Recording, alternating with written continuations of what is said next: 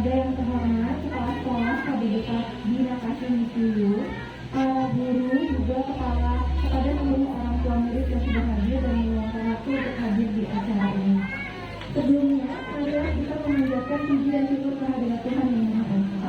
Berkat limpahan kasih sayangnya, kita dapat berkumpul dalam acara penting yang berjudul memberi ruang pada anak untuk dapat mengambil keputusan yang akan dibawakan oleh narasumber spesial kita yang diadakan pada hari Sabtu 15 April 2023 pukul 11.15. Saya ucapkan selamat datang pada yang terhormat Ibu Ririn Diar Asanti.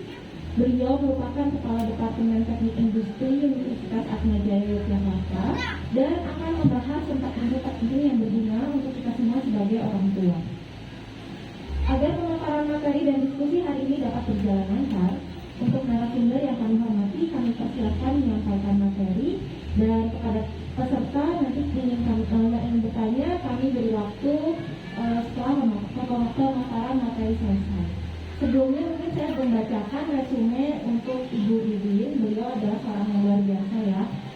Beliau itu lahir di Wonosobo, Bapak-bapak Ibu, dan dari TK Kristen, SD SMP Pius Bina Bakti, kemudian masuk ke SMA Negeri 1 Yogyakarta dan mengambil S1 di Institut Teknologi 10 November Surabaya.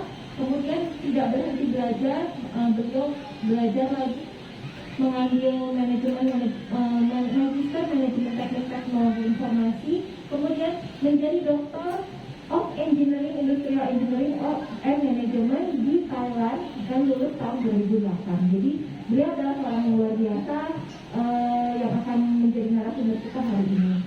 Kemudian pelatihan yang beliau ikuti juga banyak sekali dari University of Pittsburgh tahun 2012. Kemudian ada Artificial Intelligence and its Impact on Business Strategy, Massachusetts Institute of Technology and IT tahun 2021. Ada International Expert of Higher Education Quality Assurance di Germany 2021. Ada Certified International Trainer IT pengembangan kurikulum perguruan tinggi berbasis outcome based Education tahun 2022. Kemudian ada Certified Research Reviewer yang di perguruan tinggi Ristek Dikti tahun 2019. Kemudian ada Workshop of Introduction of SAP with GBI SAP University Alliances Asia Pacific Victoria University Australia tahun 2021. Dan masih banyak yang lainnya yang membuat kita tertarik banget Ibu untuk mendengarkan materi hari ini. Untuk waktu dan tempat, monggo Ibu dipersilakan. Terima kasih Dr. Nihani. Selamat pagi, panggilnya Bapak Ibu itu terlalu hormat, Mama Papa gitu. Ya, selamat pagi Mama Papa sekalian. Saya pertama-tama mengucapkan terima kasih kepada Ketua Rapat kepada Pak terima kasih. Sebenarnya pagi hari ini saya boleh sharing. Saya tidak mempunyai latar belakang psikologi, tetapi apa yang saya sampaikan itu merupakan pengalaman yang saya miliki selama 20 tahun saya mengajar. Kebetulan saya mengajar di perguruan tinggi di Universitas Atmajaya Yogyakarta. Jadi kalau dalam rangkaian pendidikan seperti itu saya digilir ya. Karena mahasiswa S1 rata-rata lulus umur 21 dan harapannya kan siap menjadi manusia dewasa yang berkarya di masyarakat. Nah, saya ingin sharing sebentar gitu. Apa sih yang kami alami sekarang? Jadi kalau saya membayangkan, kalau saya boleh bercerita di tahun 2003 saya pertama kali menjadi dosen dengan saat ini itu ada dinamika yang luar biasa. Jadi kalau dulu mahasiswa misalnya sama-sama mengerjakan praktikum seperti itu ya, lalu jadi harus lembur beberapa saat, mereka itu tidak banyak mengeluh. Kalau sekarang mereka menyuarakan saya kurang tidur, sampai kurang tidur seperti itu. Bahkan kami sampai harus evaluasi berbagai belajar untuk mahasiswa. Lalu generasi sekarang itu harus lebih banyak ternyata diajak berdiskusi. Jadi kita selama pandemi itu yang namanya meeting online itu benar-benar sering. Jadi kita evaluasi gitu. Ada sebenarnya juga ternyata mereka harus seperti itu. Nah, kemudian ini dari sisi kami. Nah, dari sisi user ya, atau pengguna alun, mereka mengatakan kayaknya generasi, mereka menyebut generasi sekarang itu generasi strawberry, cantik di luar, kalau penyet, kok penyet, kok bisa seperti itu. Jadi ada mungkin 2 bulan yang lalu sharing ke kami. Jadi dia punya karyawan, direkrut sebagai karyawan baru, itu diminta lembur ya. Yang telepon namanya, iya anak saya kok sampai lembur seperti ini gimana? Seperti itu. Ini kondisi sekarang. Nah, kalau yang saya boleh share itu, sekarang sebelum kita masuk seperti ini, karena kami di Bili itu, kami dihadapkan pada sosok individu yang pertama. Mereka mau saya ketemu saya ya untuk menunjukkan seperti itu, saya takut. Dan juga laptop masih bisa kayak gini. Mereka bertanya, Mas, ada masalah apa? Lalu kemudian si mahasiswa ini cerita. Dia menceritakan latar belakang.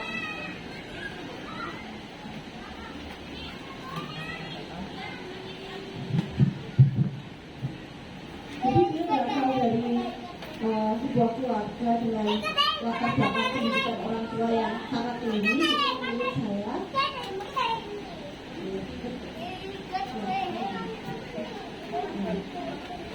Nah, kemudian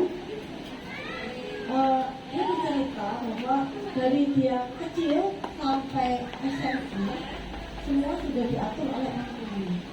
Jadi kamu nggak boleh ini, nggak boleh ini, nggak boleh ini, nggak boleh ini, dan seterusnya. Akibatnya dia merasakan bahwa dia takut untuk bersuara. Jadi pas ketemu saya 2 bulan yang lalu kejadian, dia tidak mengerti. Saya bilang, ya sudah, coba apa yang membuat kamu nanti merasa nyaman bisa menyampaikan dunia skripsi yang itu apa. Nah itu ternyata perlu waktu. Nah kemudian ada berapa banyak yang misalkan di kita ada program misalnya ya sekarang nanti ada loh magang, ada loh exchange sama training itu bagus loh selama ini. Tapi kok kenapa ya nggak ada yang merespon? Lalu kita ada pertemuan biasanya apa berjalan langsung, itu kendalanya apa? Ternyata mereka sebagai pusat mengatakan, saya itu tahu. Saya itu mau magang, saya itu mau melakukan exchange gitu saja. Tapi saya takut nanti jangan-jangan orang tua saya itu nggak mengizinkan. Jadi seperti itu. Nah itu saya bicara yang dulu. Nah, jadi kami sekarang ini di perguruan tinggi kita itu juga mempunyai tanggung jawab supaya mahasiswa pada saat lulus ya, sebagai manusia dewasa umur 21 itu mampu menentukan akan kemana mereka berkarya seperti itu. Nah sekarang kalau kita tarik dari banyak kejadian tersebut itu memang mulanya dari awal dan ujung. Nah maka izinkan saya sekarang men-sharingkan ini berdasarkan pengalaman pribadi saya dan juga dari beberapa kolega saya. Oh ya, itu satu lagi dari orang yang terdekat yang teman kami itu sudah ada 5 loh yang orang tuanya itu mengeluh apa? Saya itu nggak mau kuliah, ini kecil nggak mau. Gimana Pak? Di rumah aja sampai bahkan ada ayahnya, saking ayahnya itu marah ya. Pilih kamu atau ayah yang keluar dari rumah ini kalau kamu nggak sekolah. Jadi ayahnya sekarang kos. Jadi ayahnya itu kos demi untuk bersama itu memaksa supaya anaknya itu boleh belajar. Kalau mau kerja ya kerja, Lalu kalau mau meneruskan sekolah ya itu aja harus bulan lalu. Jadi ayahnya sekolah. Nah, maka ya singkat saya untuk sharing. Pernahkah mama papa mengalami situasi seperti ini? Nah, misalnya kita di suatu toko ya, terus anak kita, mak aku mau sepatu yang warna biru ya. Lalu berapa banyak sih kita bilang jangan, masa cewek pakai baju warna biru, lalu gitu ya cowok. Begini aja ya, aku mau gak dibelikan kamu sepatu ya. Sembilan saya kadang kita seperti ini ya, bisa dari atau tidak bisa dari. Maka ya, masa sih pakai warna biru. Nah, kalau kita melihat, pernah nggak kita bertanya, kalau kemudian kita yang memutuskan, atau apa yang terjadi? Kalau anak saya apa ya? Ada, bajunya nggak dipakai, itu bajunya nggak dipakai, kenapa? Gitu. Nah, ini pengalaman saya pribadi ya, memberikan baju untuk anak, itu kita pikir itu bagus, cantik buat cocok seperti itu, tapi end up with tidak dipakai oleh anak kita.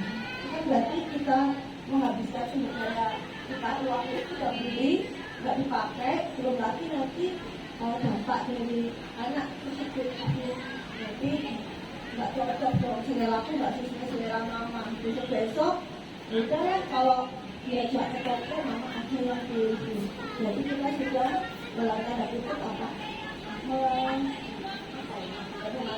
Kita sudah mungkin membuat anak menjadi ya tidak percaya diri untuk melakukan ini saya juga mengalami. Atau di suatu pagi menjelang berangkat sekolah, ini pengalaman saya pribadi juga. Anak saya pakai atasan warna ungu, bawahnya warna kuning. Terus tidak lagi warnanya kok kayak gitu sih, tapi mama malu loh dibilang gak perhatian sama anaknya. Gitu. Ini pakai yang mama pilihkan aja. Saya mengamati mungkin kalau lebih paham ya. Kalau seingat saya itu umur 2 tahun, 2,5, anak itu sudah tahu warna. Dan kalau saya mengamati anak saya itu mesti warnanya milihnya norak. Kalau yang masih umur 2,5 tahun, contohnya ini ungu sama kuning, hijau sama merah. Saya ingat tuh. Jadi pokoknya kalau dari sisi mungkin sebagai manusia yang sudah dewasa kok nggak matching. Tapi saya waktu itu menuliskan ya itu yang saya biarkan kok cuma warna. Jadi saya membiarkan anak saya untuk pada saat dia mengenal warna, saya membiarkan dia untuk memberi kebebasan atur warna bajunya itu terserah. Nah, kemudian yang berikutnya saat makan, ini yang biasanya mama dan anak ya itu ribut, ya kan? Anaknya ingin makan ayam dulu, kita apa? Nasinya dulu ya, baru lauknya. Aku nasinya dulu baru kerupuknya. Jadi mungkin kita alami sehari-hari. Nah, akibatnya apa? Mau makan yang sebenarnya menikmati ya kan, begitu kadang anak menjadi gelo ya gitu. Banyak aturan dan seterusnya. Nah kebetulan kalau di cucunya ayah saya mau nasi atau ayam dulu kan di perut campur, besok usah cuci yang penting anaknya happy makan sesuai ya gizi dan seterusnya. Jadi yang mau saya sampaikan di sini adalah seringkali kita sebagai orang tua itu melibatkan hal-hal yang sebenarnya itu tidak esensial. Jadi pelajarannya itu adalah kalau saya sudah merefleksi dari semua hal yang akan kita sampaikan ke anak itu atau semua kegiatan yang anak lakukan dan kita akan mungkin memberikan pendapat dan seterusnya, kita lihat mana yang esensial, mana yang tidak. Jadi kalau kami beribadah itu bukan pilihan, itu wajib. Jadi kalau pagi 6:30 ya, anak biar bangun jam 6 sudah bangun 6:30 sudah berangkat beribadah. Jadi kita sudah mulai memilah-milah mana yang itu ekspektasi, mana yang si anak pada usia yang sesuai dengan usianya itu dia kita beri informasi. Nah itu bisa didiskusikan dengan pasangannya ya, mama papa masing-masing seperti itu. Itu kan ada yang mungkin opsional, ya itu anak masih kecil itu saya aja angkat kerja, saya aja kerja gitu kan. Jadi anak belum bangun kok.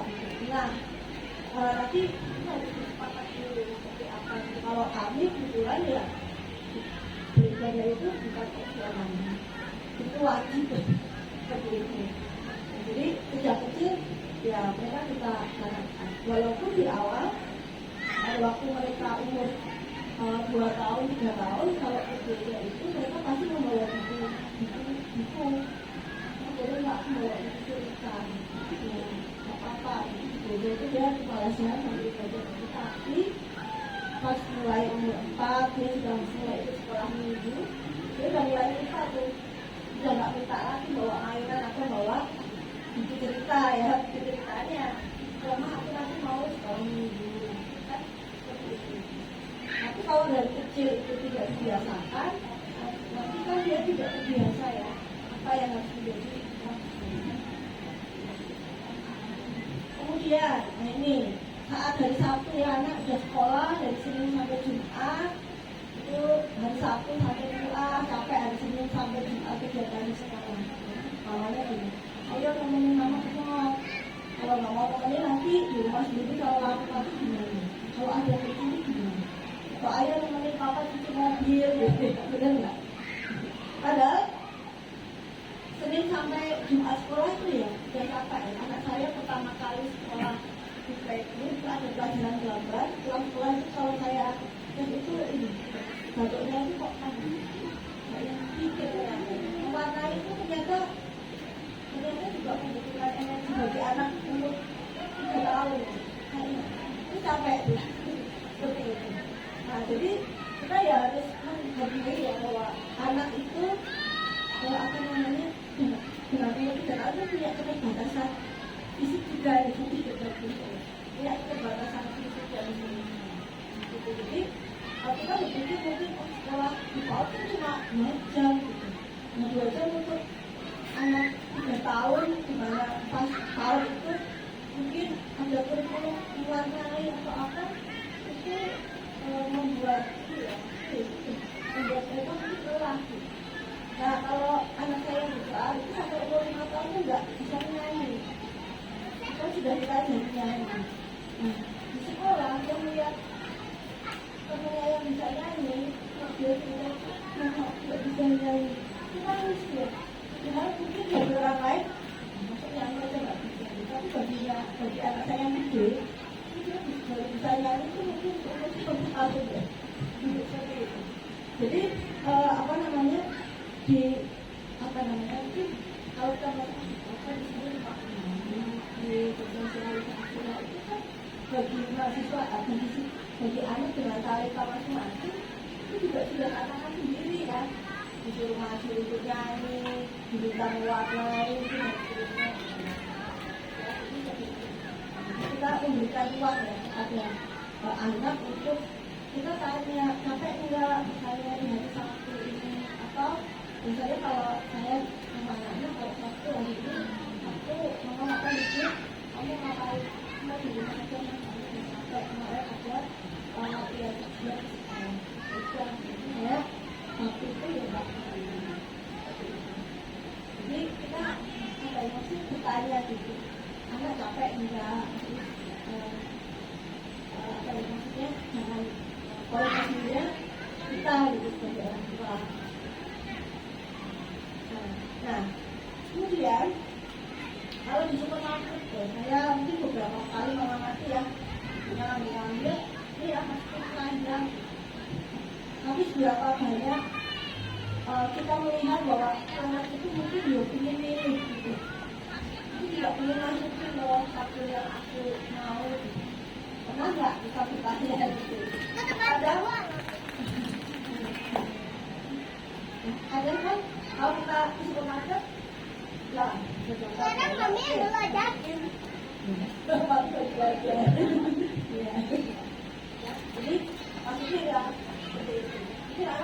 bilang aja ya, mama aku ngapain ya, kok aku nggak dilibatkan kan gitu ya. Nah, saya pernah mengamati gitu, barang anak itu suka melihat, aku mesti depannya, gitu ya. Terus apa namanya, tanpa mereka ditanya, kamu ingin nggak sih cari? Nah, kalau saya sama anak-anak itu kalau pilih buah, boleh kamu pilih buah, boleh pilih buah sendiri, boleh, boleh. Pasti anak bertanya. Terus aku pilihnya kayak apa? Aku yang enak kayak apa? Lalu kan kita nanti yang kayak gini ya, yang nggak ada coklat-coklat.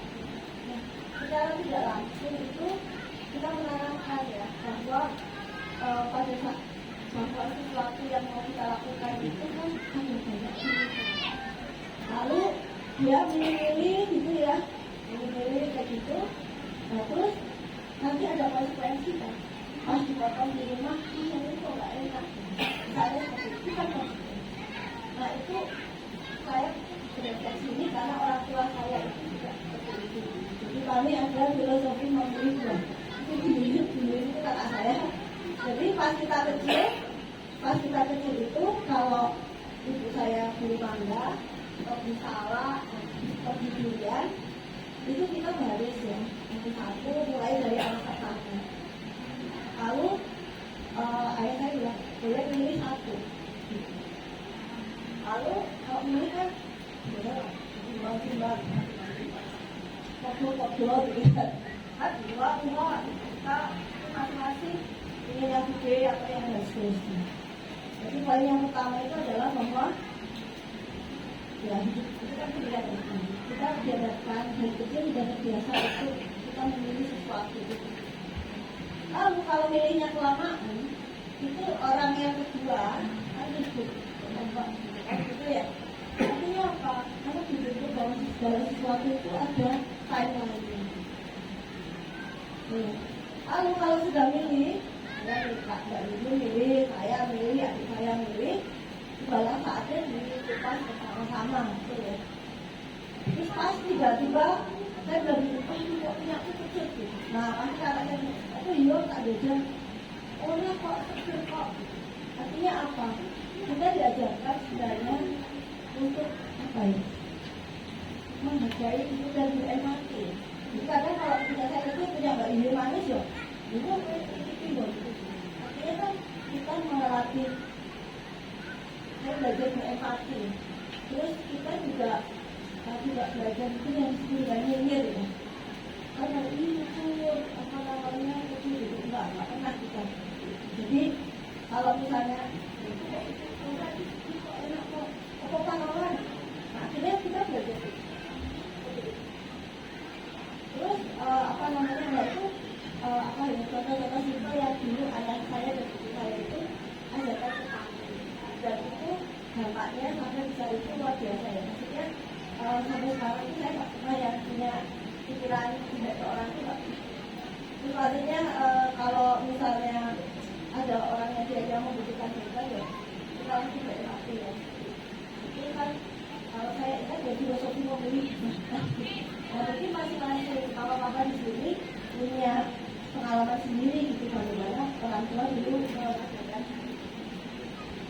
Nah, jadi di semua market misalkan kita bisa tanya nanti kamu mau beli satu buat kamu itu kira-kira kamu mau yang namanya makan gitu atau biasanya gini kamu ini loh apa waktu itu cuma nanti cari satu ya akhirnya di bawah 5.000 itu juga kami sampaikan jadi seperti itu. Jadi apa namanya itu kan nanti ya Pak, lalu kan dia kayak percaya diri ya dan itu dia lari gitu kan lihat diri dan seterusnya dan kita hargai ya kalau yang dia pilih walaupun ada hargai jadi kita di apa-apa. Nah kembali lagi misalnya anak mengusulkan untuk memilih sabun sendiri dan itu nggak sesuai keinginan kita itu esensial nggak sih? Kalau sabunnya nggak pakai Lifebuoy gitu ya, kan ya itu nggak apa-apa ya seperti itu misalnya. Nah, tanpa kita sadari kita itu seringkali tidak memberikan ruang untuk bisa anak kita untuk mengambil keputusan. Semua itu kita ambil seolah-olah keputusan yang kita ambil itu yang terbaik untuk mereka. Jadi kalau saya berefleksi, mahasiswa saya berapa banyak yang mereka itu ngambil keputusan itu karena orang tuanya. Jadi karena ayah adalah seorang kontraktor, maka kamu harus masuk teknik sipil. Karena ayah saya adalah seorang dokter, maka kamu harus masuk dokter. Karena ayah saya seorang arsitek, punya usaha arsitek, maka kamu ya harus masuk arsitek. Kita lupa ya bahwa apa namanya?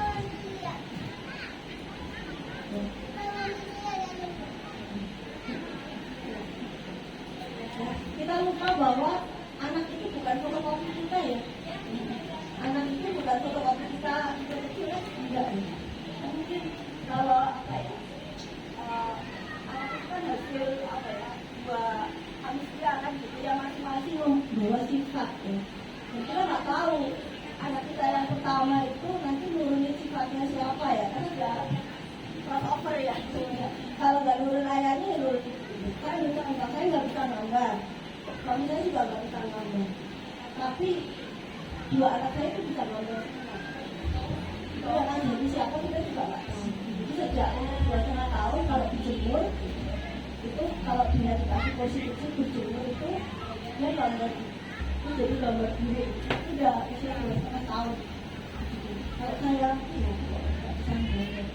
Nah kalau suatu saat dia cita-cita jadi arsitek ya nggak apa-apa, saya nggak perlu memaksa dia untuk seperti saya kan. Tapi nanti akan jadi. Nah, sekarang dia masuk keputusan itu apa? Mungkin melihat memakai keputusan kayak wah, maka anak kecil ngambil keputusan. Jadi menurut American Psychological Association ada keputusan atau pengambilan keputusan itu suatu proses yang kognitif untuk apa? Menentukan pilihan dari berbagai alternatif. Nah, kayak tadi pilih satu kan banyak. Jadi kita bisa lah mulai ngerti dari saya kecil seperti itu. Jadi jangan ini nggak bagus kalau buat kamu itu ya, biarkan anak punya ruang untuk dia berekspresi. Saya yakin ya, ini adalah catatan saya apa dari anak saya mulai itu 2 tahun sampai sekarang itu ya.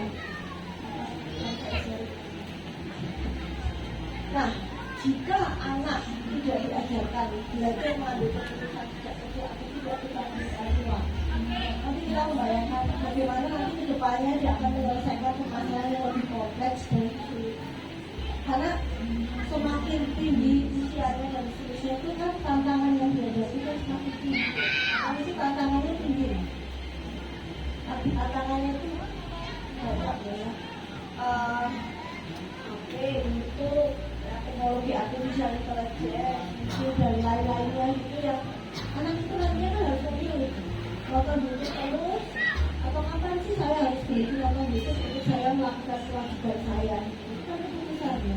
Nanti ada 2 alternatif, nonton YouTube atau berhenti nonton YouTube itu mengerjakan PR. Itu ada 2 alternatif. Nah kalau dari kecil ya dibiasakan kan dia nggak tahu ya. Itu ada ujian dan apa-apa itu ada ujian. Itu yang ribut orang tuanya gitu. Itu enggak sibuk koleksi anaknya, mau ada kemana itu ada anaknya yang belajar. Jadi seperti itu. Makanya sampai kuliah itu ada loh ya. Dia yuk ke kampus, saya gimana tuh, kalau di bawah dia tuh nggak mau menyelesaikan skripsinya. Dan biasanya apa? Ibunya dan anaknya itu bagai kata ini. Jadi ibu nanti jangan bilang anak saya ya, kalau anak saya kesini, kalau saya kesini jangan marah. Tapi kita mempunyai itu. Kalau ada orang tua yang ingin kampus mengambil terkait dengan masalahnya, ibunya dan anaknya harus datang. Atau ayahnya dan anaknya harus datang. Karena apa? Kalau cuma satu pihak nggak jadi. Kalau badan kayak tadi dia itu di rumah nggak pernah berbicara kok, nggak pernah saya takut harus saya ngambek, saya kan jadi jangan sampai kok. Jadi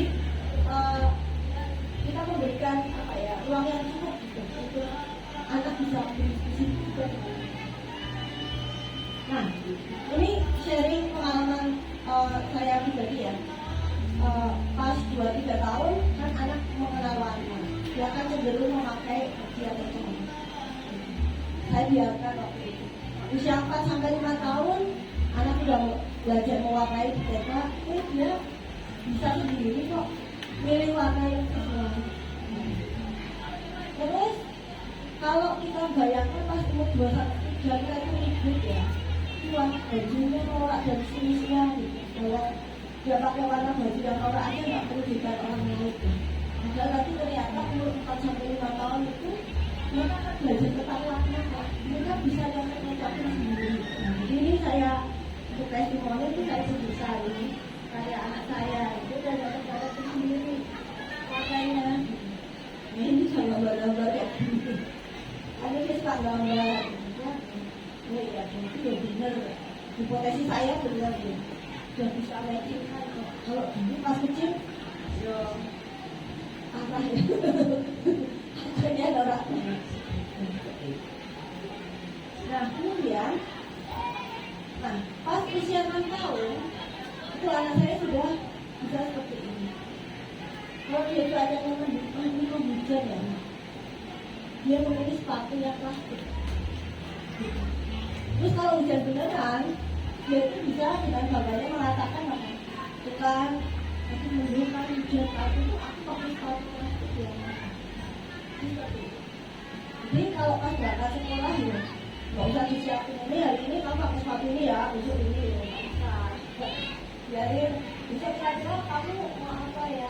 Kemarin saya sharing dengan dulu itu di salah satu TK di Thailand itu kalau anak mau masuk sekolah mau tulis itu ada pilihan ya hari ini tuh smile atau ini di love atau apa express apa ini itu kan dia udah mikir ini puasa lalu belum masuk ya apa itu dia menari gitu ya salah satu cara ya bahwa pas mau masuk sekolah pun gitu kan itu kita benar-benar mau hari cantik terus ada mungkin yang dia sedih nah kalau dulu itu misalnya anaknya dulu pas dulu baru operasi ya kan baru operasi melahirkan makanya itu ya feeling gitu ya kayak masih kemarin kalau pas sekolah kan ya mama tuh baru mau operasi itu membantu ini ya maksudnya misalnya ujian atau dulu sekarang ada sesuatu satu ya cemas nih soalnya mamanya ya jangan kita paksa nanti kalau pas ada acara nari-nari terus dia nggak nari kamu kenapa nggak nari sih jangan lupa pada nari loh kan anak jadi gimana sih mama tuh baru mau operasi gitu aku nggak bisa nari-nari tapi kalau gurunya nggak tahu keadaan satu-satu kan bisa jadi ya jadi seperti itu ya kan dia nggak nari itu sebenarnya karena dia belum cemas gitu tapi apa namanya karena saya nggak tahu ya saya maksudnya juga itu nari-nari nah terus pada waktu usia 7 tahun kan maksudnya TK maksudnya lebih silam pas SD itu dia terlambat 5 kali kalau di sekolah itu kalau terlambat 7 kali itu terus nggak boleh masuk sekalian gitu. Nah terus habis itu waktu itu saya biarkan dia benar-benar terlambat lalu kemudian dia bisa berpikir gini supaya aku nggak terlambat besok bisa sendiri jadi dia mau mendapatkan solusi nah ya terus mas nanti kalau aku mengalami terlambat aku jawab apa seringkali kita menjawab apa jawab bilang aja macet gitu padahal anaknya kan terlambat benar nggak kalau para pengalaman kami ya jangan tanya balik ke anak kamu mau jawab apa gitu mungkin jujur ya udah aku jawab siang nah akhirnya solusinya apa yaitu minta aku berikan jam letter ya itu supaya bisa banyak jadi seperti itu kita bertahap jadi sekarang saya itu merasa merdeka ya. Saya nggak perlu membangunkan anak dari pagi, nggak usah tidur gitu ya, dari dulu cuma nyiapin makanan dan seterusnya, karena si anak bisa menemukan solusinya. Jadi nggak pernah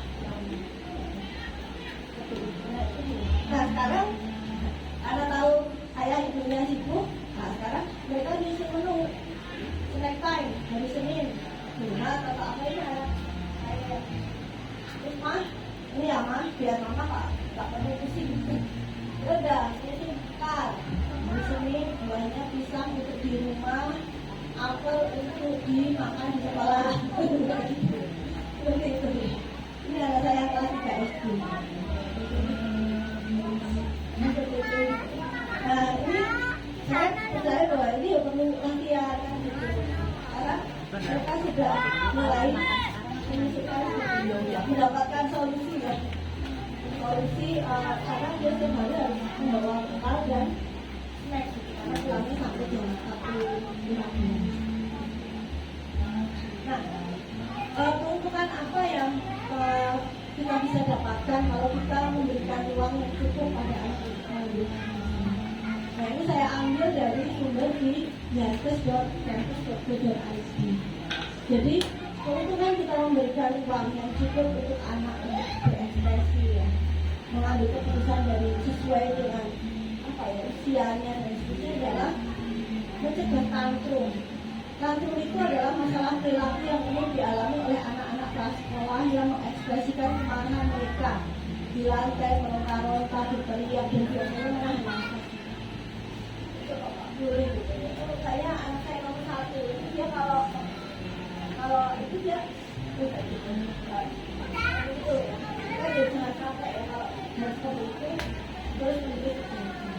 Nah tantrum ini bersifat alamiah, terutama pada anak yang belum bisa menggunakan kata dalam mengungkapkan rasa frustasi mereka, takut. Ini, tapi mamaku tuh nggak kebolehin alasannya bla-bla-bla yang mungkin tidak masuk akal gitu ya. Merupakan suatu ledakan emosi yang kuat.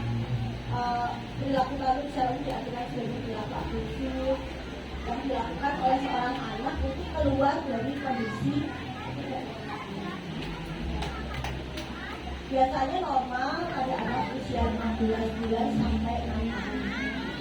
Jadi kalau setelah 6 tahun masih punya perilaku emosi yang seperti itu, ya jangan-jangan ada yang salah gitu dalam kita melakukan anak. Nah kemudian meningkatkan kepercayaan diri. Jadi kayak kalau saya kan anak-anak itu mau hujan kalau itu aku pakai sepatu gitu aman deh. Kan ya dia ini ya kan. Jadi punya kepercayaan diri. Kemudian meningkatkan harga diri dan menumbuhkan kreativitas. Bapak Ibu, ya kita harus percaya bahwa kalau anak itu mempunyai kepercayaan dan apa yang mereka sampaikan itu kita benar ya, walaupun tidak 100% kita menuruti mereka akan merasa bahwa ide mereka itu dihargai, memberi perasaan bahwa keberadaan mereka itu diakui, ide mereka diakui, dan ini akan menunjukkan keinginan pada mereka untuk terus melontarkan ide-ide yang baik. Jadi mungkin bulan lalu kalau saya tanya ke anak saya gitu, kamu biar hitungnya cepat kan, kebetulan dia ini ikut lomba matematika. Setelah ikut lomba matematika dia bilang, itu tadi ada 2 soal yang nggak selesai karena aku hitungnya jangan cepat. Lalu saya bilang begini, kamu mau les semua apa biar hitungnya cepat? Karena saya bilang, mah daripada aku jelasin semua, aku dibuka toko aja. Ya aku yang juga toko kan, jadi aku hitungnya cepat. Terus kakaknya, adik kalau buka toko itu kan mahal. Terus dia bilang, ya udah aku nanti 1 minggu aku jajan kan bisa adik itu. Ya kan bapaknya yang buka hitungin adik kan. Jadi artinya apa?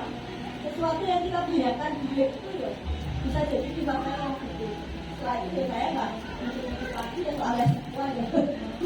Tapi yang pikirannya, oh berarti dia bisa ukur mana yang itu tuh dia bisa cepet kalau dia latihan kan gitu ya, bukan masalah les atau enggak. Itu anak saya di 9 tahun. Jadi ya bisa saya menghindari. Jadi oh ya bagus, mulia sekali ya cita-cita. Tapi saya ingin lagi gitu. Nah kalau dari pengalaman pribadi, ibu saya pas kami SD ya, itu opsinya ada dua, diberikan uang saku 100 rupiah zaman dulu, tapi pulangnya naik beca, atau diberikan uang saku 300 tapi pulang jalan kaki. Nah itu dua opsi. Lalu kita berpikir ya, akhirnya kita menemukan bahwa kalau olahraganya, itu berat kalau pulang jalan kaki. Akhirnya kami mengambil opsi uang saku 100 itu kalau pas olahraga. Nah terus kalau uang saku 100 itu cukup untuk beli jajan satu istirahat doang. Akhirnya apa?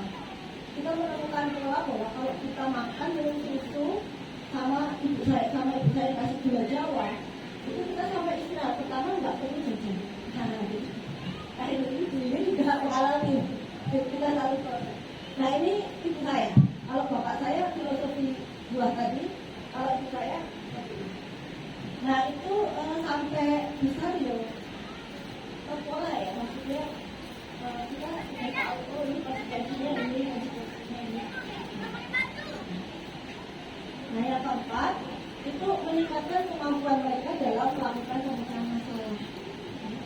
Dengan memberikan uang yang cukup untuk anak mengambil keputusan, maka hal tersebut disadari atau tidak, sebenarnya kita sedang melatih anak untuk bisa menyelesaikan permasalahan ini. Jadi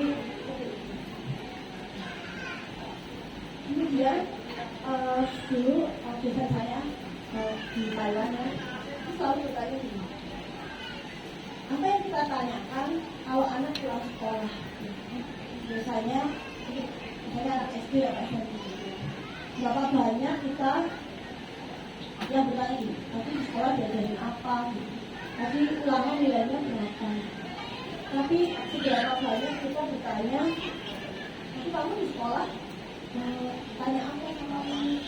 Ada nggak kamu diskusi sama kamu? Nah itu ya kamu waktu itu juga disarankan. Kamu harus mengencourage ya, maksudnya memotivasi anak untuk dia juga aktif bertanya, mengungkapkan perasaannya. Nah mungkin boleh diawali yang tahun ya, tapi misalnya pas pulang sekolah, nanti kamu sama teman cerita apa sih? Selain ditanya tentang belajar apa. Jadi kamu pas bingung ada tanya ke Miss nggak? Nah itu karena apa? Anak Indonesia itu pintar-pintar, mahasiswa Indonesia itu pintar-pintar. Tapi begitu di kelas itu diadu dengan misalnya mahasiswa dari negara lain, yang mahasiswanya itu bisa, tapi yo pasti gitu. Dia nggak yang langsung oke kalau ini seperti itu gimana, seperti itu gimana. Maka yo tidak. Gitu. Maka jangan sampai ya seperti itu. Nah, kalau izin saya sharing tipsnya, mulailah dari hal yang sederhana, selalu libatkan anak dalam mengambil keputusan. Berikan kesempatan pada mereka untuk mereka dapat berpikir dan mengambil.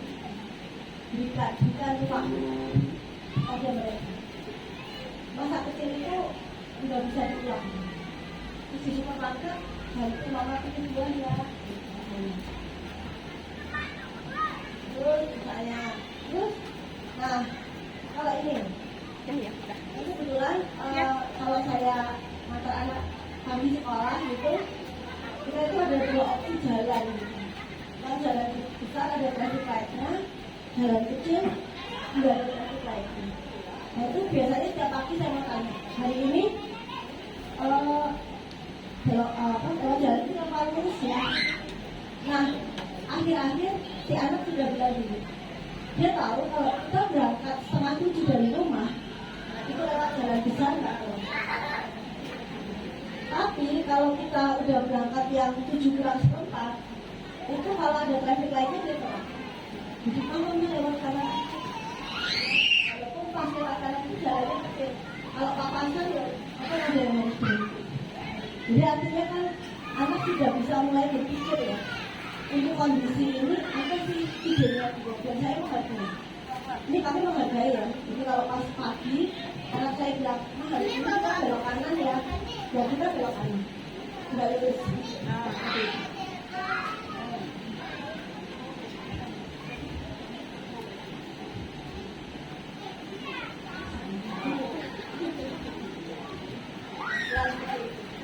Lalu kalau misalnya kalau berangkat sekolah gitu ya, misalnya kita ingin melarang konsumsi gula gitu. Misalnya kita tahu dari artikel bahwa konsumsi gula berlebih pada anak itu nggak bagus. Nah, ini kita bisa libatkan kita, misalnya mau beli susu gitu ya. Ini ada artikel loh, kalau gulanya itu nggak boleh banyak, karena sebab apapun ya susunya kalau gulanya tinggi itu merusak gigi gitu ya. Nah, terus yang kami lakukan biasanya apa? Itu di bagian komposisi itu anak-anak saya minta untuk bagi ini boleh beli susu yang ada gulanya paling rendah. Itu ada gulanya sih di Indonesia itu 3 kali lebih tinggi dibanding negara lain. Kalau di Taiwan ada itu misalnya 5, itu di sini 15. Jadi anak-anak yang paling yang paling rendah itu mereka tidak ini ya. Maksudnya kita nggak perlu apa ya, maksudnya harus agak fokus apa kan yang enggak. Nah, setelah kita mungkin dalam hal-hal yang kecil itu kita sudah melatih anak kita. Pertanyaan selanjutnya adalah bagaimana menjaga konsistensi supaya anak itu kan dia sudah bisa mengambil keputusan. Kan jangan sampai ambil keputusannya nanti terus berdasarkan pertimbangan yang nggak benar kan gitu ya. Nah, maka ini izin saya sharing juga. Jangan pernah membiasakan anak untuk itu adalah baik untuk melanggar suatu rule tertentu. Jangan membiasakan anak itu melanggar. Jadi contohnya seperti ini. Nah, misalnya saya besok tuh cuti tanggal 19, anak-anak baru libur tanggal 20. Ya kan? Terus kita sudah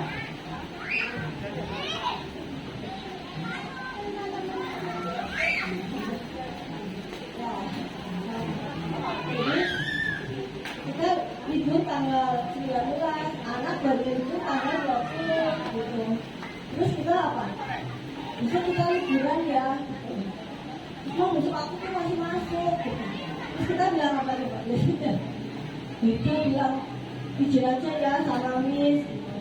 Kan masih TK loh, pelajarannya belum sulit. Masih tahu juga kan saya juga dulu. Nah itu ternyata gimana? Karena apa? Begitu kita bilang kamu masih tahu ya pelajarannya belum sulit. Nanti sampai gede itu anak-anak apa?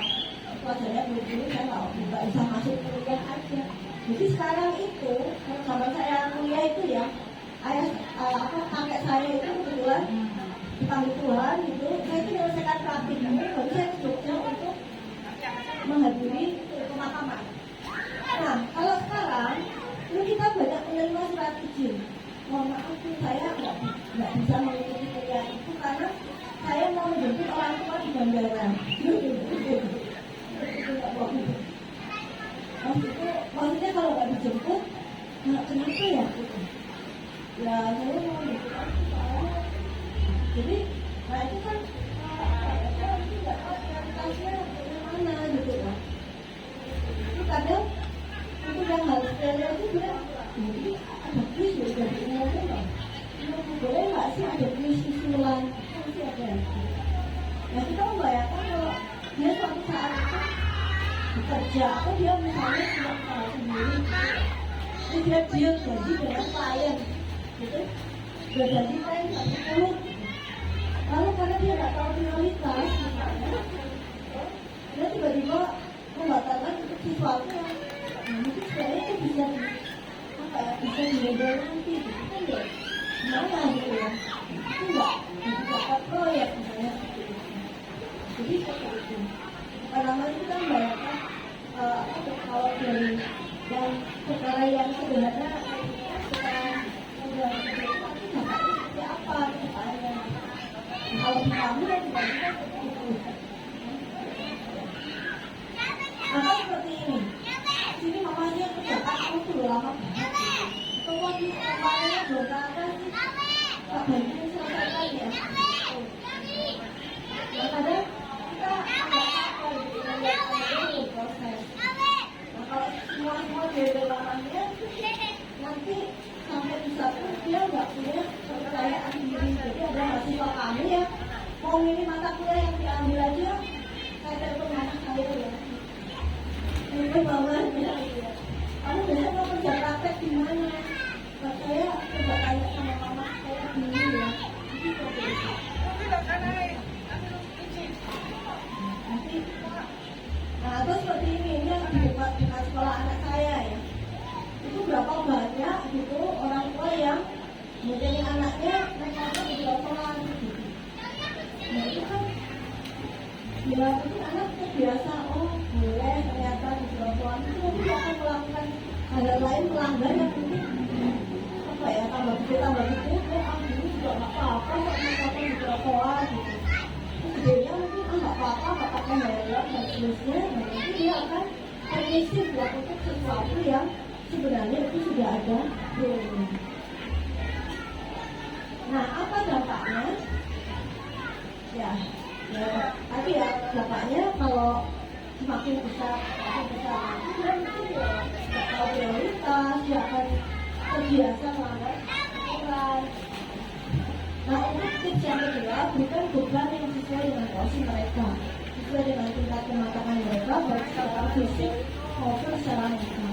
Lalu mungkin sharing juga teman kami yang anaknya aktif dan seterusnya gitu kemudian dia mengeluarkan sakit ya kemudian ternyata setelah dicek itu apa mungkin dia ada atau tidak ya setelah di SPP itu ternyata melakukan hal jadi kemudian si anak ini ya mungkin overtrain karena mungkin ayahnya dulu aktif basket kamu juga harus basket ya kalau dia Senin sampai apa ya memberikan tugas yang cukup sesuai dengan porsi jangan sampai nanti masuk anak sakit ya gara-gara overtrain ya berlebihan.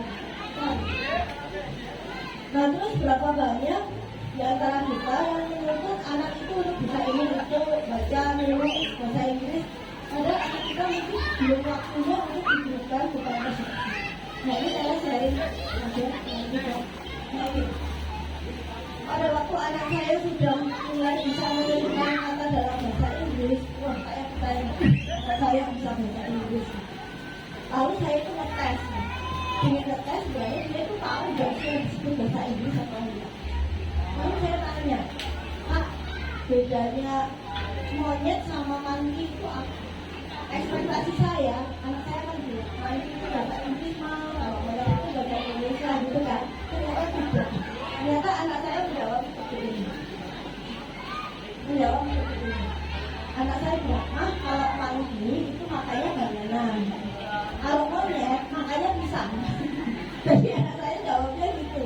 Jadi saya, ternyata anak-anak itu walaupun kita sudah tahu belajar bahasa Inggris, bahasa Inggris belum muncul ya, bahasa itu apa.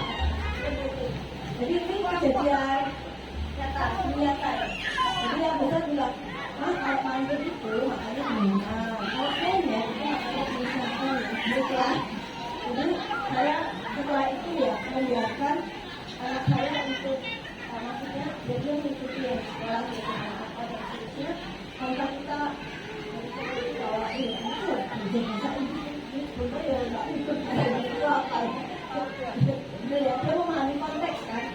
Kalau pas dia bahasa Inggris itu makanya benar saya ada bahasa Inggris.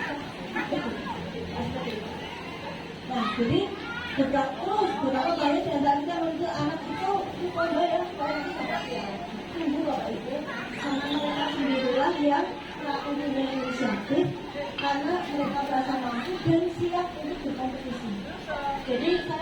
lihat ada anak lomba terus baik itu tadi anak-anak nangis ya dia yang jangan sampai tertutup siapa itu berkompetisi dan kalau mereka memutuskan untuk berkompetisi dia tahu bahwa kalau kompetisi itu ada yang menang ada yang kalah jangan sedih ya jadi kayak misalnya pas balik ini kalau ada lomba ini tapi boleh nggak didaftar kedua kalau itu dia misalnya bilang itu mau daftar tapi kalau nanti lomba ya siapa dia siapa ini pas kami ajak dia kalau itu kami ajakin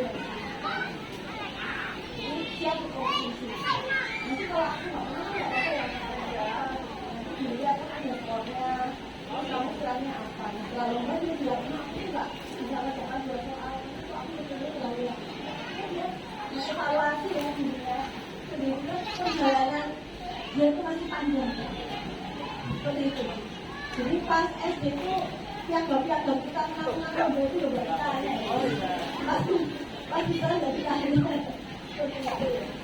nah jadi Bapak Ibu ini mengutip dari pernyataan saya anak kita itu piala anak kita itu piala yang sangat bagus jadi jangan kita paksa atau cukup kamu harus menang ini jalan mereka itu masih panjang nah saya boleh sharing ada teman kami yang waktu TK anaknya itu dipush ya terlalu dipush jadi ada ikut lomba ini akhirnya pada waktu SD si anak tadi sudah tidak mempunyai minat untuk belajar si anak itu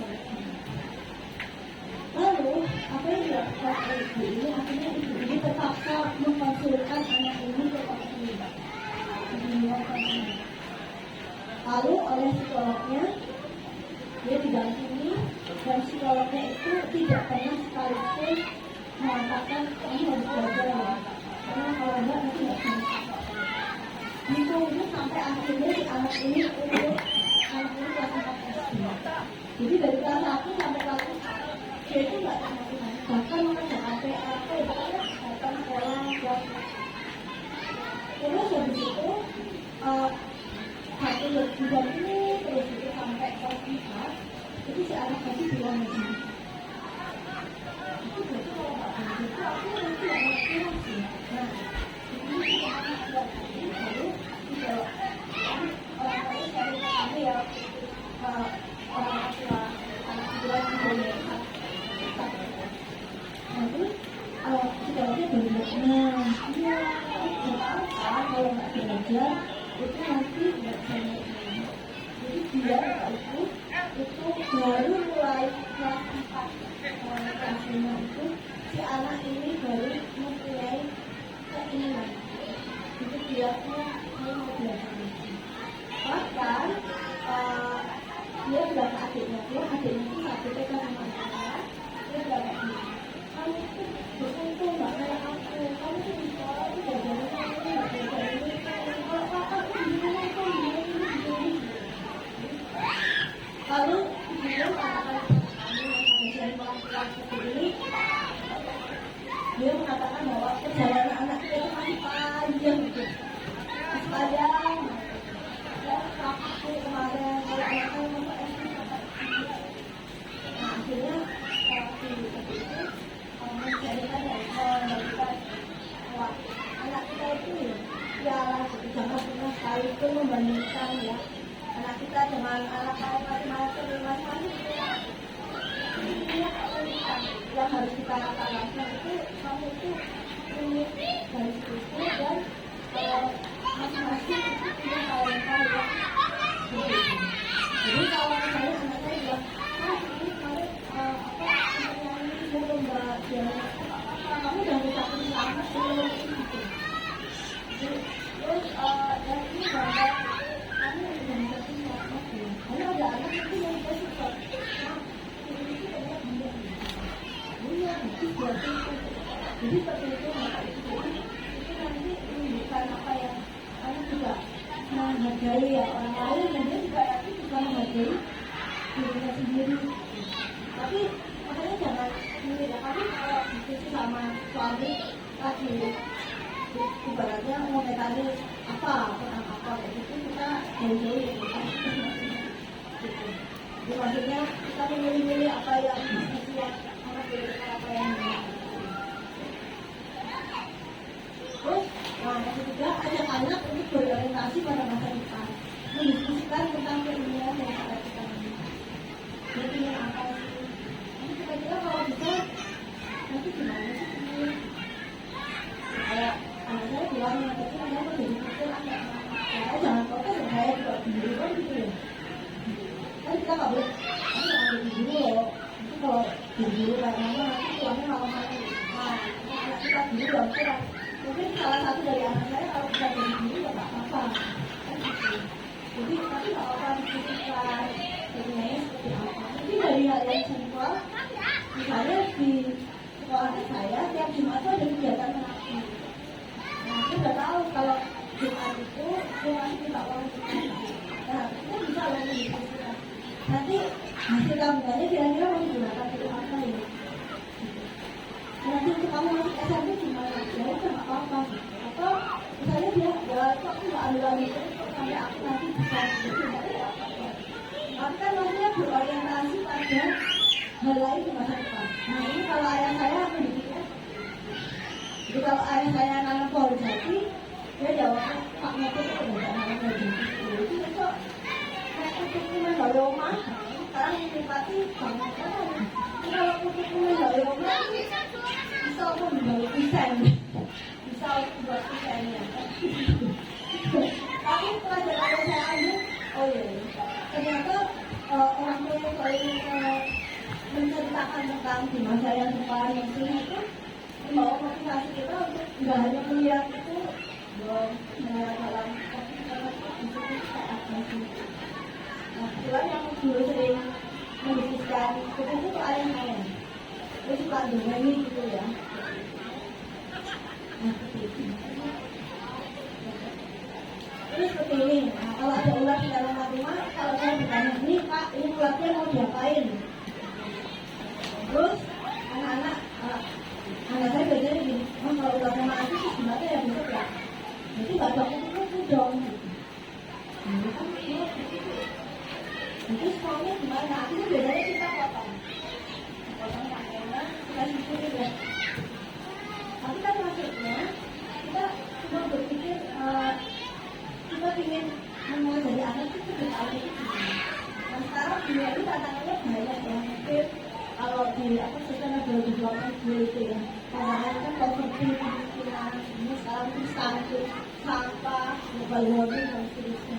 Nah kan kita ingin ya anak-anak kita yang sekarang ini kan bisa menjadi generasi-generasi yang juga membuat dunia dan mungkin menyelamatkan dunia kan seperti itu. Jadi ini memang yang ada.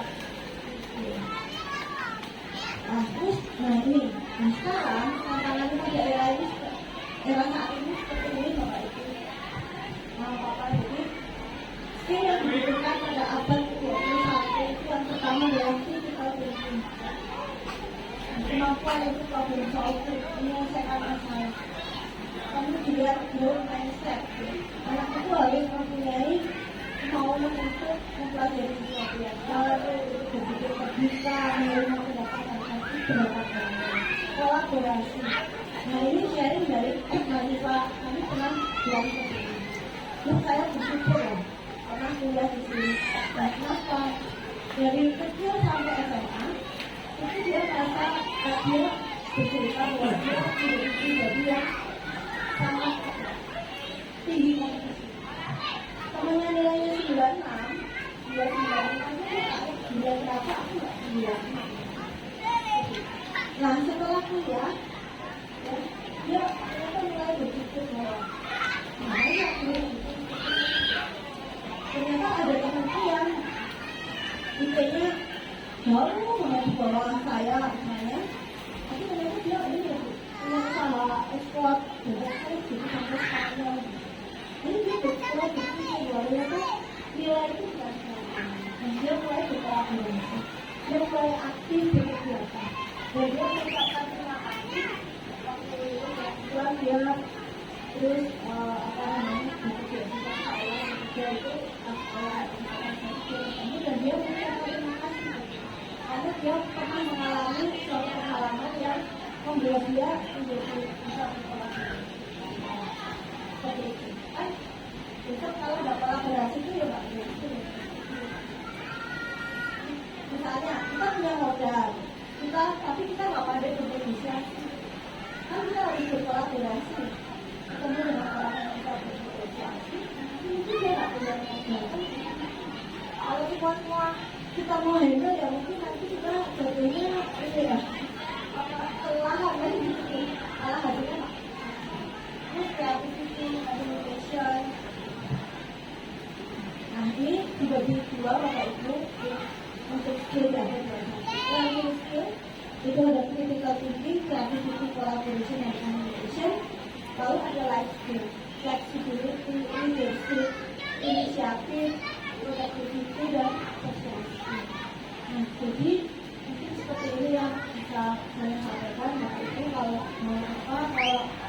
ada yang kurang berkenan, maaf, ini benar-benar sharing dari pengalaman pribadi ya, baik sebagai orang tua maupun saya sebagai dosen yang tidak mempunyai beberapa anak didik lah. Semoga apa yang bisa saya sampaikan selama ini bisa memberikan pencerahan, dan sekali lagi masing-masing orang tua itu punya pengalaman sendiri ya kan, pernah menjadi anak juga seperti itu. Jadi ya apa yang saya sampaikan itu belum tentu yang tertinggi, itu kan belum, tapi ini dari pengalaman kami, pengalaman saya. Terima kasih dan waktu saya kembali ke dokter ini. Terima kasih. Boleh kita berikan aplaus dulu untuk Ibu Riri. Terima kasih Ibu untuk pemaparan materinya.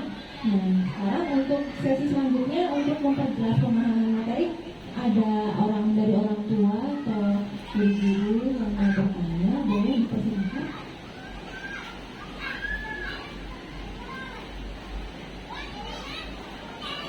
Ada yang mau bertanya?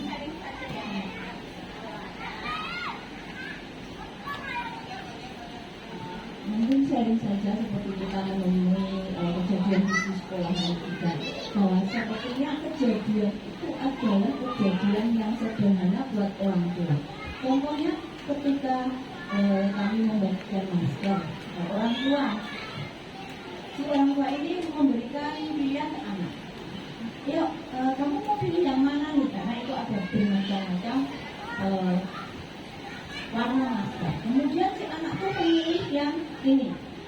Nah, ketika anak memilih itu, orang tuanya nggak cocok.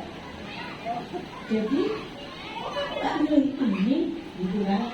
Nah, ternyata kejadian itu hampir mungkin kita sering mengalami dan tidak menyadari bahwa itu juga akan mempengaruhi seperti ini ya, memberikan ruang untuk anak mengambil keputusan. Jadi ketika anak sudah suka ini, orang tua kok ini. Nah, kalau tahu seperti itu lebih baik tidak, maksudnya itu kan sangat mengecewakan anak ya, karena itu tidak sesuai dengan yang diinginkan anak. Jadi orang tua anak yang maunya kuning, ibunya maunya yang merah. Akhirnya masker yang dipilih adalah yang diambil adalah pilihan orang tua. Nah, ini contoh sederhana yang sering kita alami di kehidupan kita, juga di sekolahan juga banyak kejadian seperti itu. Juga anak-anak ini kalau di sekolahan dia tuh bisa curhat juga tentang ketidaknyamanan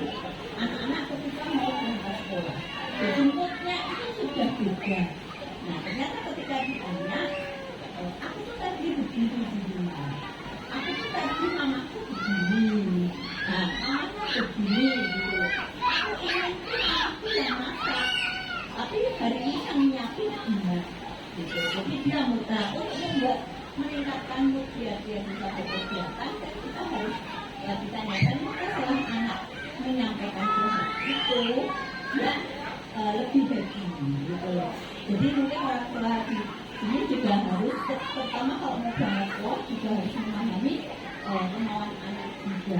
Tentang baju juga aku tidak memaksakan anak untuk menggunakan baju yang ini. Kalau memang waktu jarak dengan baju yang dia inginkan, tidak apa-apa.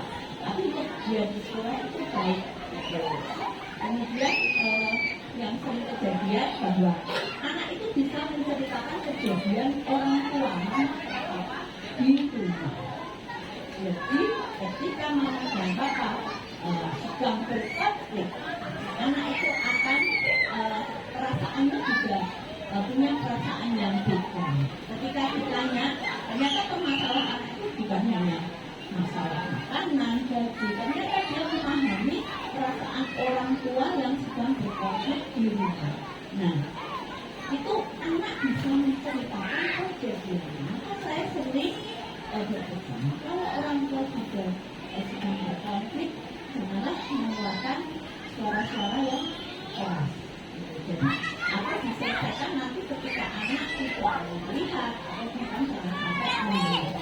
Itu kejadian diceritakan di sekolah. Jadi, kalau kita sebagai orang tua juga bisa bersikap dewasa di rumah agar perasaan anak itu juga bisa dijaga.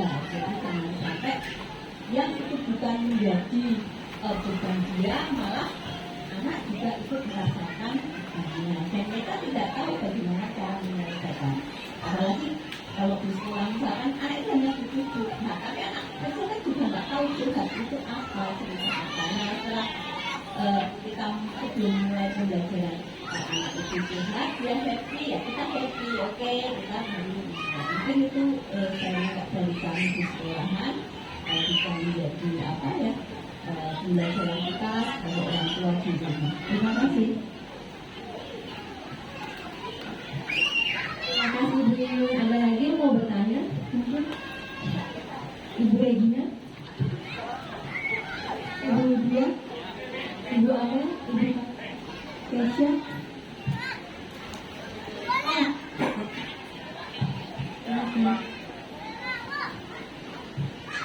Selamat siang Bu Lydia, perkenalkan nama saya Puput, saya wakil dari Sherlyn.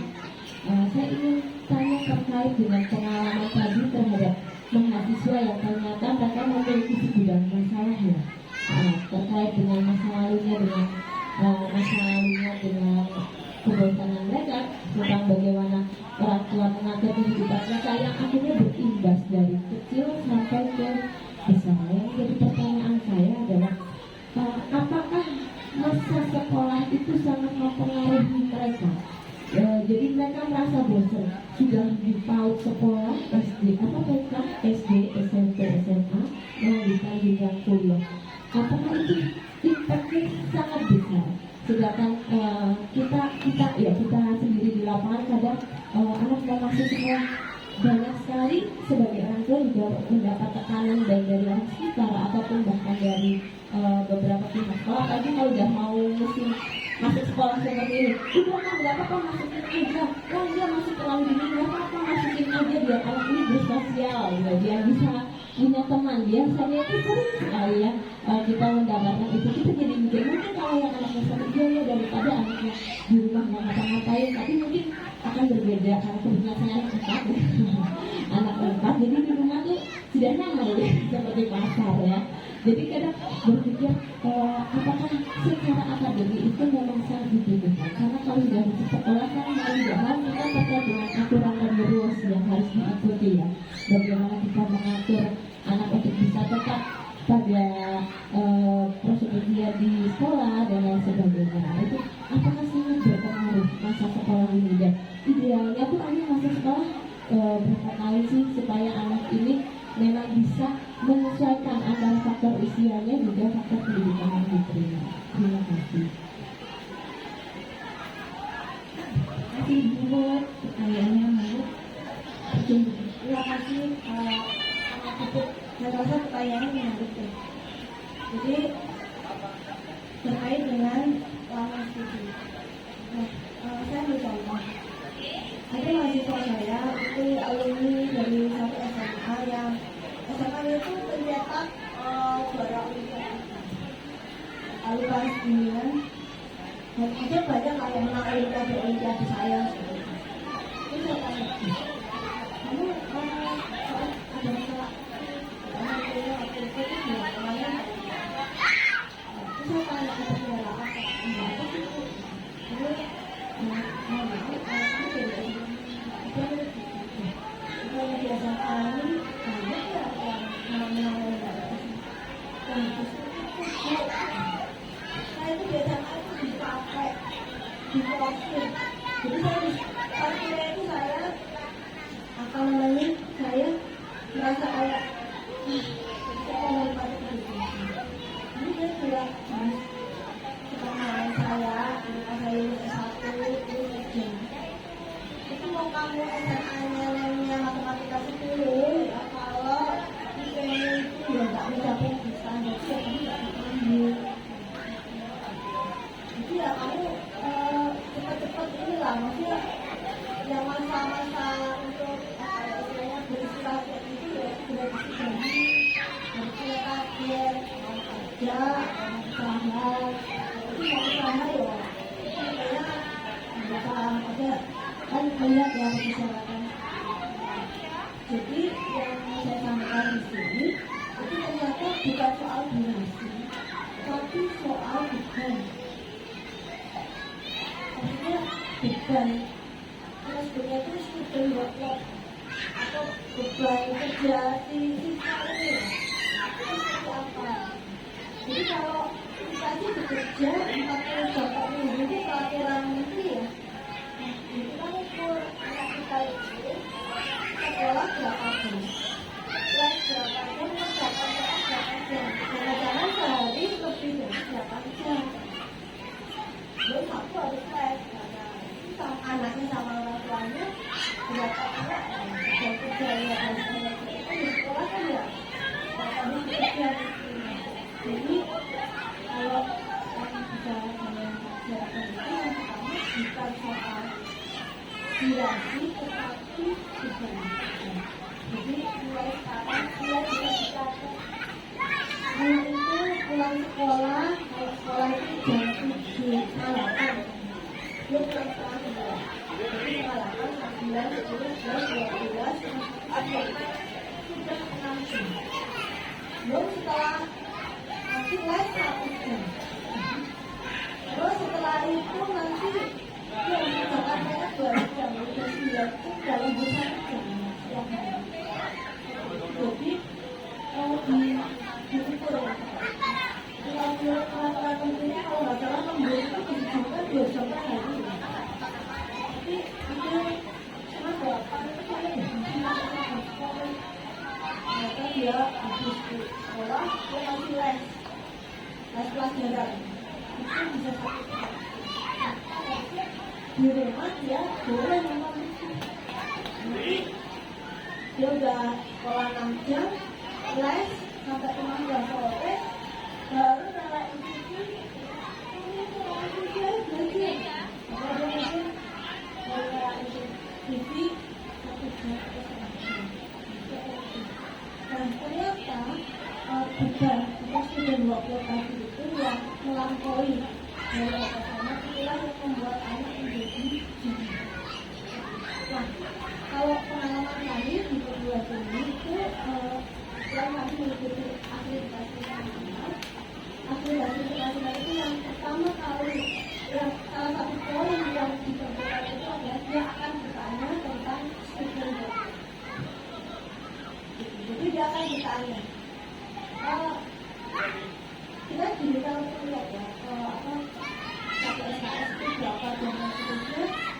Kemudian dia meminta kita untuk menunjukkan beban kerja mahasiswa. Jadi nggak bisa yang oke saya tugas ya observasi dibutuhkan di situ. Ternyata anak sudah menerima ini padahal misalnya itu hanya satu SKS. Itu harus kita harus itu. Terus yang kedua itu adalah tentang masalah jadi kalau misalnya saya ingin mereka saya dan itu sudah diharuskan, maka pasti dia akan mengatakan oke ini sudah kita lanjutkan diskusinya itu Minggu itu saya di kampus ngirimin WA, Bapak itu tolong isi ini ya. Kita harus menghargai hari Sabtu Minggu. Tapi Senin sampai Jumat ya apa? Ya memang harus bekerja. Nah, untuk anak juga itu dibuat kesepakatan. Harus ada punya anak 4 itu ya masing-masing bidang itu. Jadi kalau anak-anak itu kan nggak ini tidak. Ini juga mau kan tidak. Mungkin ada satu yang fisiknya unlimited, yang kedua enggak ya, nggak kayak kakak ini, kakak itu nggak pakai, jadi masing-masing punya. Jadi bukan masalah durasi, tapi masalah bukan. Saya nggak tahu di PAUD, maksudnya nggak ada PR kan gini kan. Jadi sampai dikasih PR. Nanti kalau dikasih PR sama aja yang menjaga orang tua. Nah, saya seperti itu. Jadi apa namanya? Itu yang patokannya yang life skill itu ya betul. Terus bukan yang membuat desa itu bukan durasi. Karena saya berarti sekolah TK 2 tahun, SD 6 tahun, SMP 3 tahun, SMA 3 tahun, S1 4 tahun, S2 2,5 tahun, S3 3 tahun. Terus saya sekolah profesi 1 tahun. Kalau itu pelatihan muslim itu saya nggak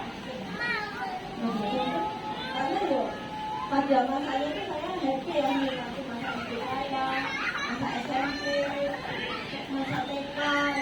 Kalau dulu di WhatsApp saya jalan kaki dari Bekasi sampai Belang, Lalang, seperti itu saya nggak seperti itu. Jadi kita kan ingin ya apa namanya anak kita juga untuk lalu satu lagi ini untuk mengelola pendidikan ya.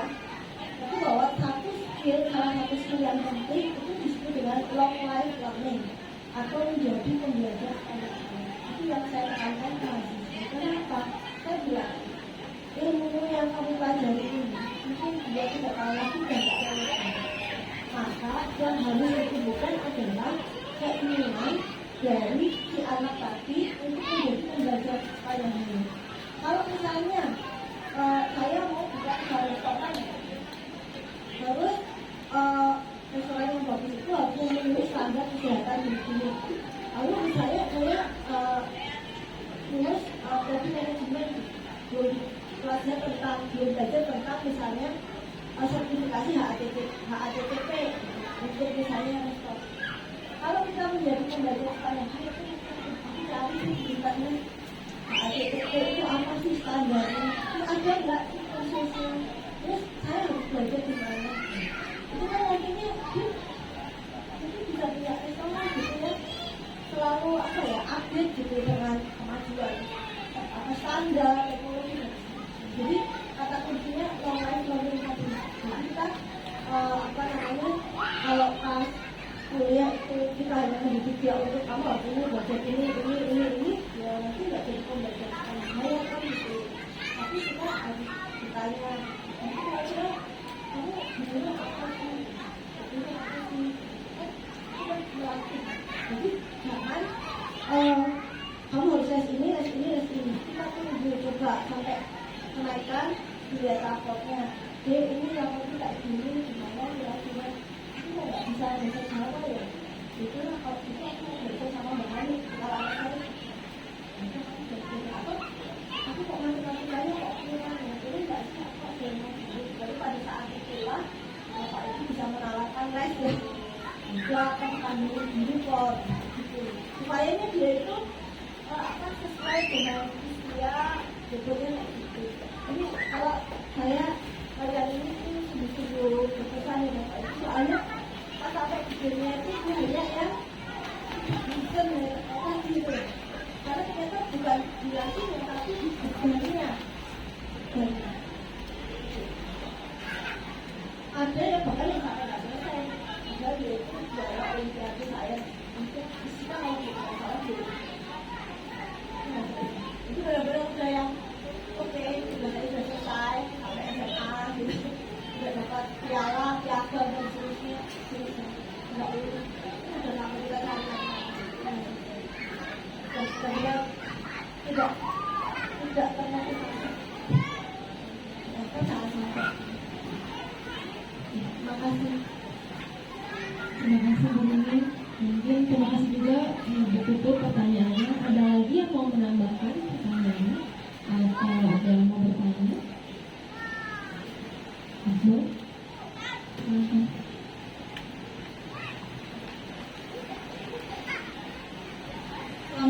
siang Bu Lili, sebelumnya perkenalkan nama saya Lili.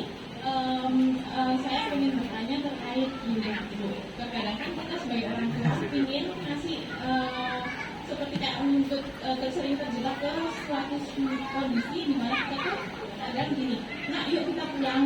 Kalau nggak pulang nanti mama ini loh, nanti mama ini. Kadang kita pengen ngasih keputusan, pengen anaknya bisa bikin keputusan, tapi dengan embel-embel yang memaksa. Terus dia kan kurang baik ya Bu. Nah itu solusinya seperti apa ya? Soalnya saya juga kadang tuh merasa sering banget terjebak ke kondisi yang seperti itu.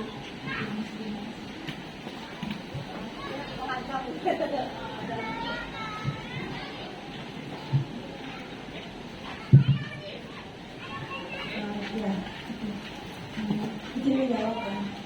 Kalau saya tadi saya misalkan mana yang esensial, mana yang tidak. Misalnya untuk keputusan memilih SD itu aku bilang ke anak saya, Kak, kamu nanti kalau di SD kan dia nggak tahu SD yang mana pilihin ya, satu dekat rumah, dua terus karena anak saya juga lulus TK itu memang belum bisa baca tulis, memang sengaja ya udah alami aja gitu. Jadi saya cari SD yang menerima anak yang belum bisa baca tulis, sehingga satu semester itu masih dibacakan. Dan itu sekolahnya 3 bahasa, dan ternyata kemampuan membaca itu adalah alami. Jadi setelah 1 semester itu dia bisa membaca sendiri. Nah, maka itu juga nyambung dulu yang pertanyaannya Mbak Putri tadi ya, usia berapa tepat untuk sekolah. Nah untuk anak selisih setengah tahun aja itu beda banget apa. Jadi anak saya yang SD itu 6,5 tahun bisa baca berarti lebih banget.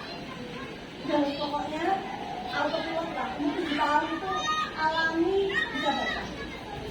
Jadi kita nggak usah karena itu apa ya, kita nggak usah baca itu sungguh. Itu anak saya sekolah 3 bahasa itu benar-benar kita beli. Sampai dia perlu ini aku nggak bisa sakit maksudnya dibacakan ini kenapa tidak bisa. Nah, terkait dengan tadi ya, boleh nggak sih kita memaksa? Nah, kalau yang kita akan memaksa, kita sampaikan dulu ke anak yang esensial dan tidak. Kalau saya kebetulan untuk yang berenang, saya bilang gitu, apapun itu kepada saya mengatakan, Kak, kamu boleh berenang, tapi aku pelampung ya. Kenapa mau begini? Aku tuh nggak mungkin dari jalan begini. Ya, tapi saya belum mencoba gitu. Itu nah, saya sampaikan di awal.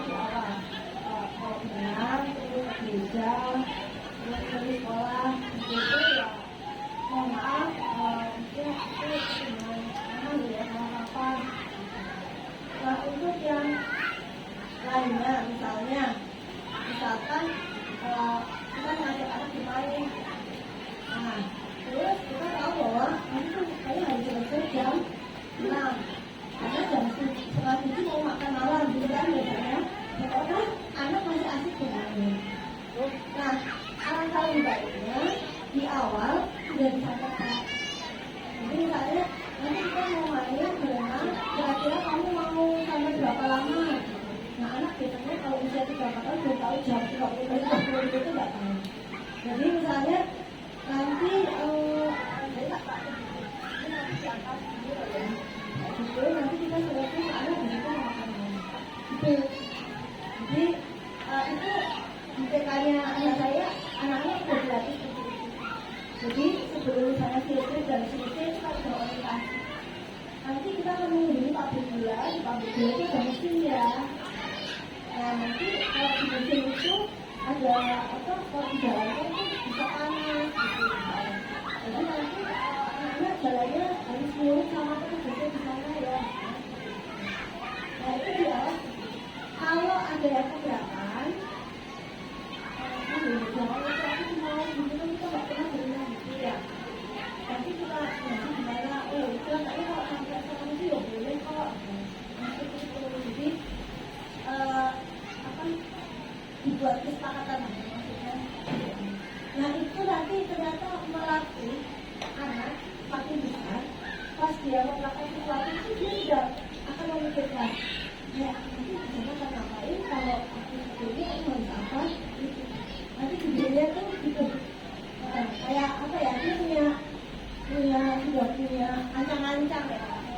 Iya, iya. Ini tidak apa ya, jangan sampai ya kita mengancam itu ya, gitu. Terus aku keluar ya kayak gitu. Nah itu saya pernah merasa berkali-kali pada waktu anak saya 4 tahun, terus karena suami saya itu pandai bermain piano, kita ingin kalau gitu aku belum tahu gitu sama saya piano gitu. Akhirnya kita belikan piano, terus ya sampai akhirnya kita beli ini piano anak gue, ini saya misal sampai sekarang kalau saya lihat ternyata sebelum jalannya ini dia dapat ketarikan. Kalau dia punya ngajak sendiri, dia dapat ketarikan. Dan kalau bicara itu ternyata sudah dapat kesulitan. Jadi setiap berapa lagu itu nanti dia kayak ganti kesulitan. Nah pas ganti kesulitan itu rata-rata anak saya itu juga tidak. Kita ini ya, ini mulai ganti apa, dan ada pressure apa-apa. Jadi sekarang harus berkomunikasi. Saya dan suami sepakat bahwa kita menjadi anak musik itu tidak ikut gaya-gayaan, tapi untuk melatih ketersediaan.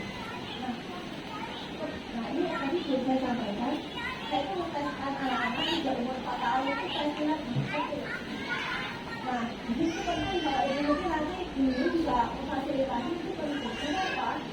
Adalah kalau anak saya itu dari 7 skill bahasa yang dimiliki bisa ke 8. Itu 6 merah semua. Jadi disiplin, motivasi, dan semua itu merah semua. Yang hijau itu apa? Jujur dan berempati pada sesama. Makanya kalau ada orang kita sekolah Montessori, kalau sekolah Montessori itu nggak baru. Ya kalau saya melihat anak saya sekolah Montessori, ya mau jadi apa anak saya ya? Itu nggak disiplin, nggak bertanggung jawab, nggak termotivasi.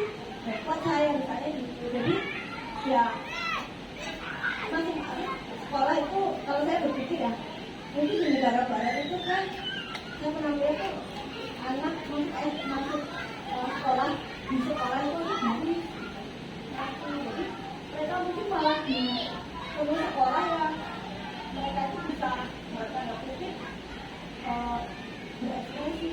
Nah kalau dasarnya orang Asia kan ya kalau kita nimbang 500 apa yang kita lakukan setelah kita selesai nimbang ya kan satunya gini akhirnya kamu nimbang gitu ya kalau bisa 500 apa banyaknya pakai kan gitu ya.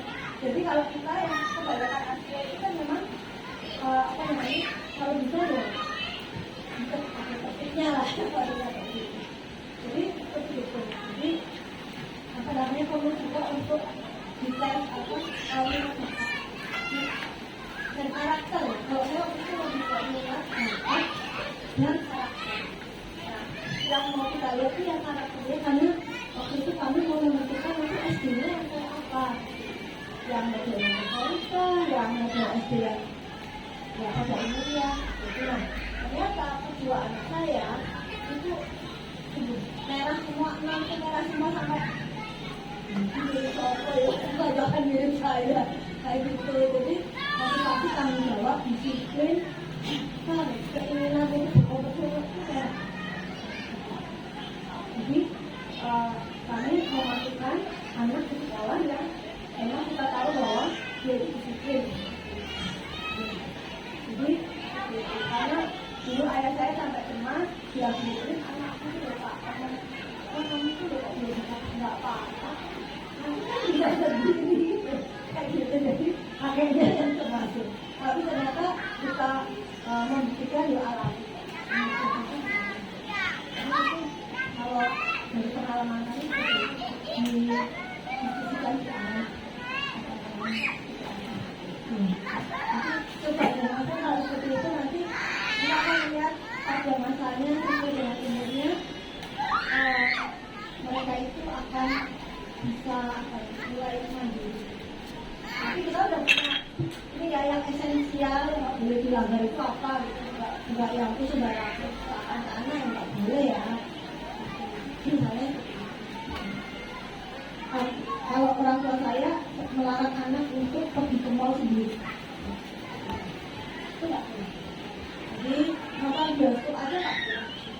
Jadi maksudnya itu esensial.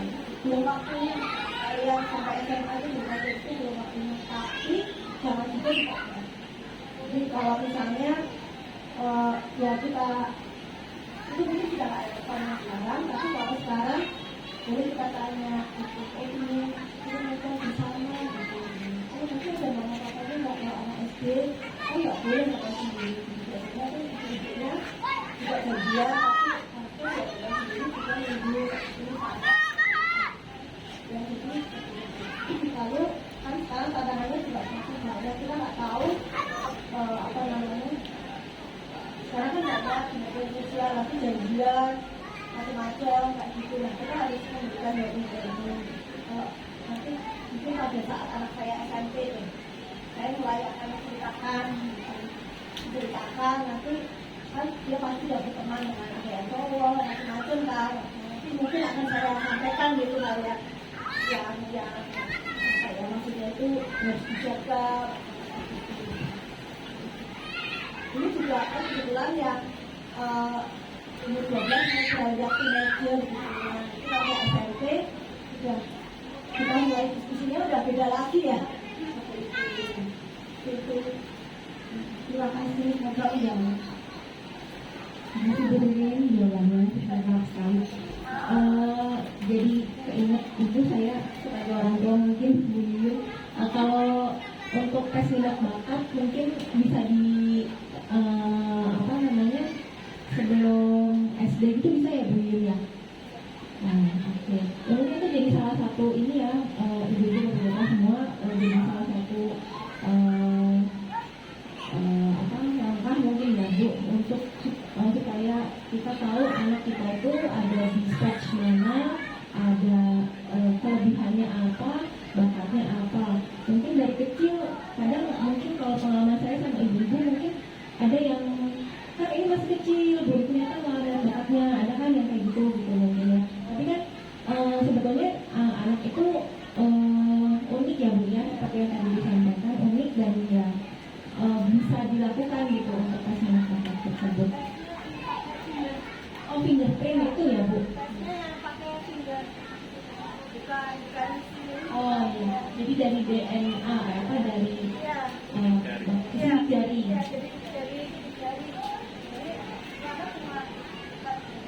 Terus saya tak tahu itu. Jadi tesnya bukan terus ini kayak psikotes itu, tapi tes finger itu. Tes finger seperti itu nanti untuk bisa melihat juga kecenderungannya dia. Jadi tes minat bakat itu nanti hasilnya kan bukan anak ini berbakat ini, tapi kan dia mempasangkan kecenderungannya, yaitu misalnya untuk yang kecerdasan naturalnya tinggi, kayak mungkin anaknya Hollywood yang Richard itu tinggi karena dia kan mandi kotor macam-macam itu ya sering ya. Jadi ada yang kecerdasan naturalnya tinggi itu perbandingan apa kecenderungan itu. Nah tesnya itu pakai fingerprint waktu itu. Kalau anak-anak ini mau masuk SD itu saya tes. Jadi saya udah tahu bahwa anak saya itu yo kayak itu seperti itu, dan itu karena kabarnya kan bisa di apa ya, bisa motivasi, bisa dilatih karena pengaruh dengan disiplin, lalu pengaruh itu kan makanya suami saya itu juga itu waktu saya mau memilih sekolah yang model Montessori, yang itu kita sekolahkan yang sekolah yang biasa, ya kamu sekolah biasa.